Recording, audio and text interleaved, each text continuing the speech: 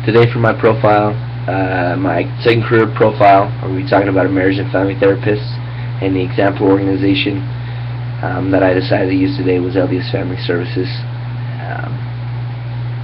in Mesa, Arizona. Daryl Higgins was my career contact. He's a professor on campus. He's a marriage and family therapist, or he was, in Mesa, Arizona. So I interviewed him about a couple things.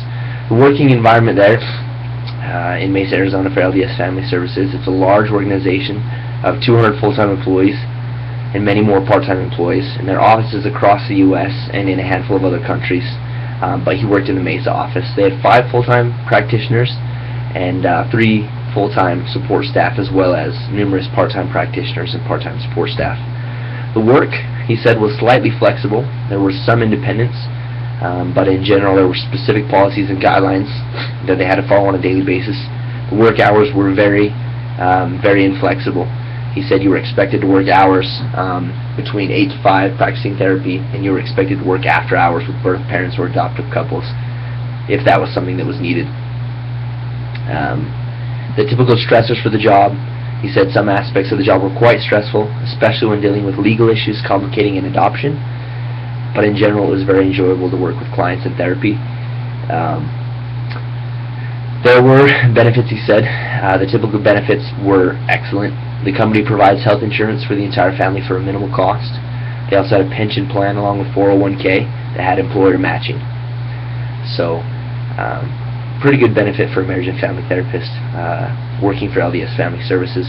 Some of the common job tasks, he said the most common things he did were meet with individuals and couples and families working with relationship issues. He also did work with adoptive couples and getting them certified to adopt in the state of Arizona.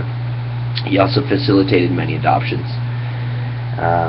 In order to practice therapy in Arizona, you have to have a master's degree, so those are some educational requirements. Your degree should be in professional counseling, social work, or in this case, to be a marriage and family therapist, marriage and family therapy. The starting salary range varies, but for this particular job, it's in the $40,000 per year range, depending on previous work experience. If you have previous full-time work experience, you'll be offered a higher pay according to the years of full-time work that you have done before. And the experience salary range could range from $40,000 to $90,000, just depending upon where you work. There, depending on where the practice is, there's different regulations that apply.